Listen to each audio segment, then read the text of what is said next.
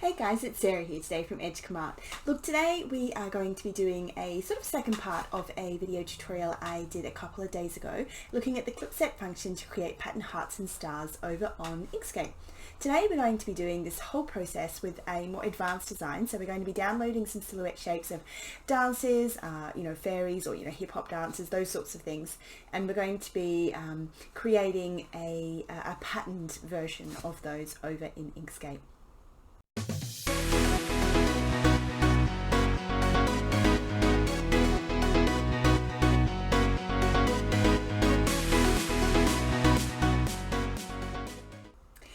Anyway, so if you're new to my channel, hi, I'm Sarah and I do a lot of stuff to do with print on demand and also fabric design. So I design stuff for print on demand sites like Redbubble and also fabric design as well. So I create fabrics, that's upside down, still upside down, whatever it is. I design fabrics for my kids as well. So it's just a couple of examples, and oh yeah, I paint. I have another channel where I do a lot of my art stuff, and I also create designs on Redbubble. That's the PG side of the PG side of the mug, and that's a slightly more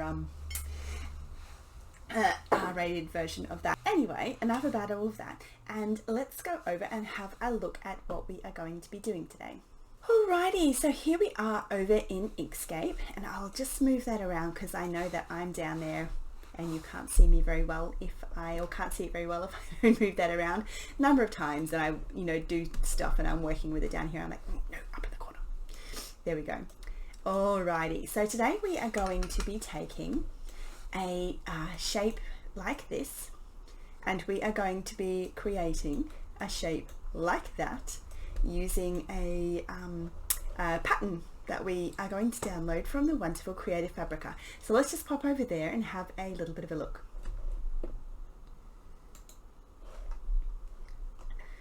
Alrighty, so here we are over on Creative Fabrica. For those of you that don't know, I'm an affiliate over here, so I do get a little bit of a kickback if you sign up from the link that I will leave in the description down below. But I use this site every single day. I love it.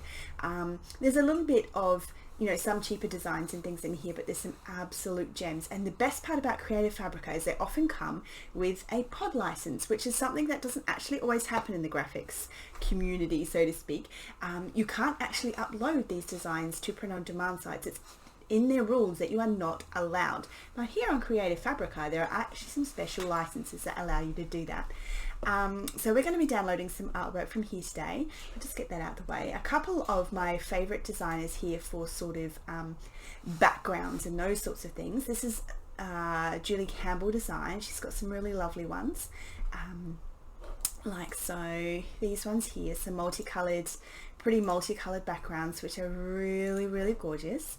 And also Digital Curio here, which have some really pretty flowers, vintage, steampunk, those sorts of designs. So we're going to be downloading some of those today. So what you're going to need is you're going to need a silhouette.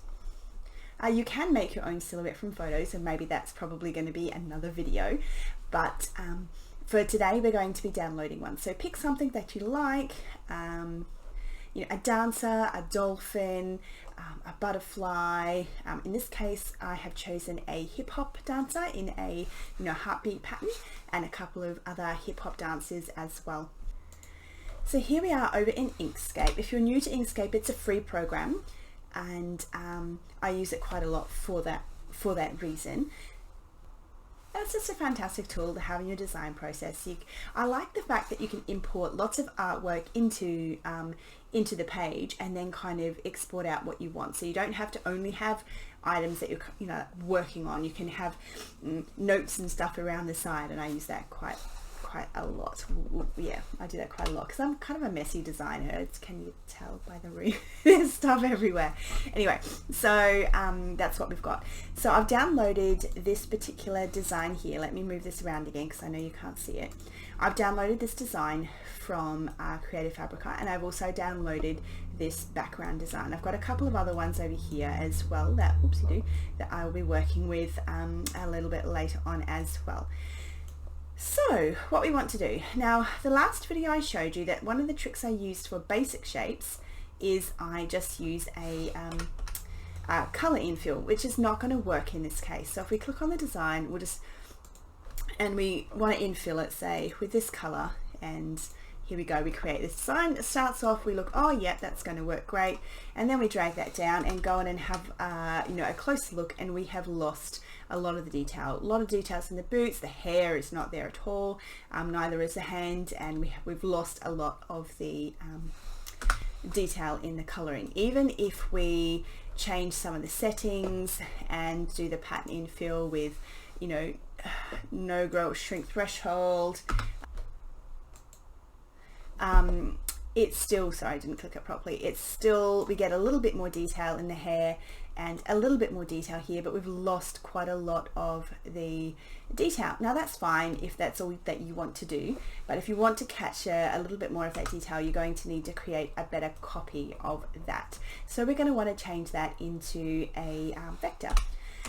And we are going to do that by using the Trace Bitmap function that Inkscape has inbuilt. So I'm just going to take Control D to just create a duplicate of that, and I'm actually just going to work up here so I can keep my base design down there in case I bugger up this video and have to redo it again, mostly.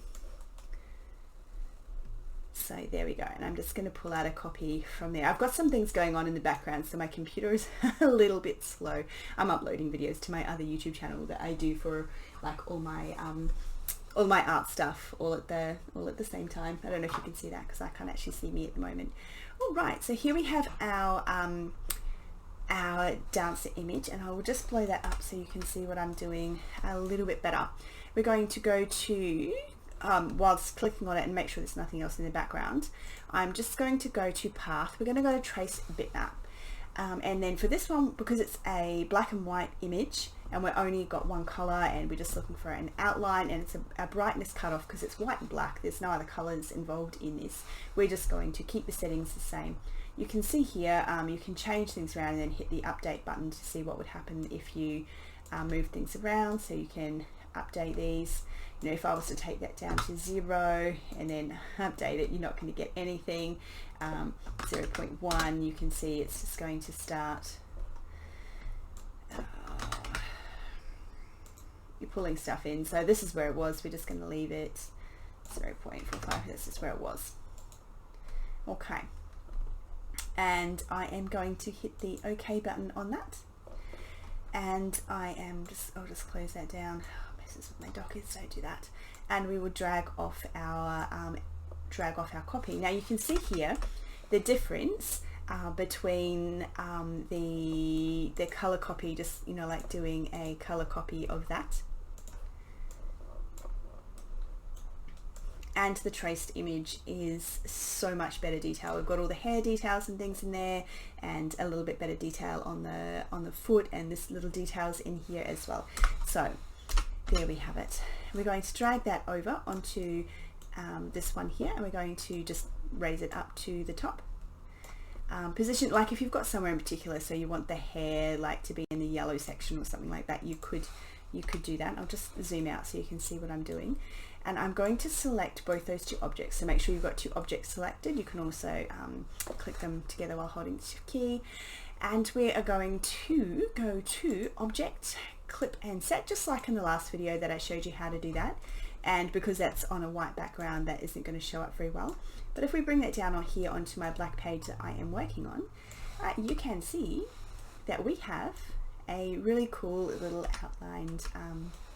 outlined shape. Now just a little tip, you're probably going to want to export that as a PNG image rather than using it here in Inkscape, because Inkscape kind of keeps the detail or the data behind the that clip set function. So if you were to do too much manipulating or anything with that, you might just end up with the square of the background design rather than that cutout shape of that the dancer. So best to export that out as a PNG, and to do that it's really simple. Make sure you move it off anything else, like, because if you export it out with the background behind it like that, it's going to export out with that black background as well. So make sure it's by itself like that. And we're going to go to export PNG image. Make sure the selections are hit, otherwise any of these other ones will export something random We just want to export this particular part of the design, and we're going to hit export as.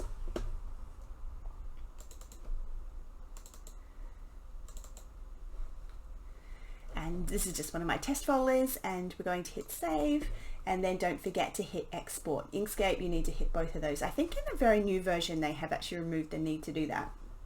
Don't hold me to that. So that is our little infill with that. Okay, so moving along. I mean, you can imagine putting that like on a mug or on top of a t-shirt. You know, you can put some text or something with it, put in some other stars or some glitter or like some other designs and merge that in together, how that would look okay. So exactly the same thing with this design here. If you were just to like infill that in a color, it's like sometimes it comes out okay.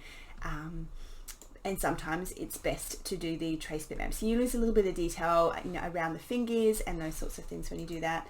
You can mess about with the settings a little bit in there to make it a little bit better, but it doesn't always work. If you've got like big shapes like stars or hearts, I think was in the last example, then that works quite well. Other than that, you're going to want to do it this way. So we're just going to go here, Trace Bitmap, update, just so you can see. You can see you've got a little bit more detail with those fingers there. You can and then when you've got what you want, you just hit OK. And sometimes it can take a little minute to do that, and you should just be able to drag your image off there, and I'll shrink him down just a smidgen. You can use the line and distribute functions there, so you can select two. You can select that if you wanted to center him in the center or somewhere in specifically for that, and we're just going to pop him there, and we're going to do exactly the same thing as we did before, except I haven't copied this over to the other side. We're going to go to object. No, we're not. We're going to go to, where is it? Oh yes, we are. Oh, clip and set, and there we have our second hip hop dancer, and we'll just raise him up to the top. So that's that there. So you could use that, say if you were going to then draw your own you know, heartbeats and things around that, you could do that. Or, you know, if you wanted to cut him out at the same fabric and like put him at the start, or, you know, something like that, you could do that as well. And then obviously over here we have another dancer we could do exactly the same thing with, and same here with this little wee design. I'll just zoom in just a smidgen for you. So that was using, yeah, so we'll just get rid of that. So here we have our little wee design. We're going to do exactly the same thing with that as we did before. We are going to go to objects, sorry, Trace Bitmap, there we go, and I'm just going to hit OK. We lose that little red star because I didn't do colors, but I didn't want that, so that's fine. Close that down. Oh, I hate it how it does that, it's annoying. I'm just going to zip out of here, bring this over. Oopsie, no, I don't want to do that. Move you up to the top there. Check that, so yes it is, that's good. I'm just checking to make sure that's the vector copy of it, and I am going to select both of those, and I'm going to go objects, clip and set, and there we have our second little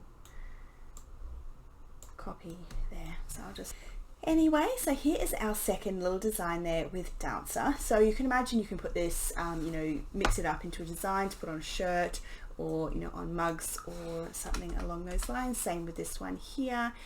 Any pattern designs you like, you could put, just you look around through Creative Fabric looking for the you know, seamless patterns. It doesn't have to be a seamless pattern, you can use one that's not seamless, but I find they're generally the best search terms to put into Creative Fabric to find those sorts of things. You can also do this with, obviously, with photos, you know, like as the background shape. So you could use the stamped cutout, say over the top of a cat picture or something like that, cat person, but you could do that as well. Anyway, I hope that's useful. The only thing I will highly recommend you do though is that you export your artwork before you, as a PNG, before you try and use it in the document. So if you're going to do that and then work with it inside this document and you're doing lots of other clip set functions and things, it doesn't always work. And I'll just quickly show you why that doesn't work. So say if you were then going to use this into a seamless pattern, I'll just create another square. So if you're going to use this into a seamless pattern, which I'm not going to create, but when you're making a seamless pattern, one of the things that you do is you, my other video will show you how to do this properly, but you need to create a layer like this, and then you kind of cut it all out. So if I was to go like that, you select everything, and then you go object, sort of clip set, and you're just going to end up with that shape in the background. It remembers that the design, I'll just Control Z to get out of that, was made from this shape. So there might be a way to turn that off or to like fix it. I'm not sure. I haven't found that, to be fair. I just always export it as a PNG if I'm going to be doing any more clip set functioning with that at all. So that's just a little wee tip. And again, obviously it's just a case of select the design, make sure it's not over like the square, even though it's just selected like that. If you were to go and export that as a PNG there, so we'll just export that into the test file.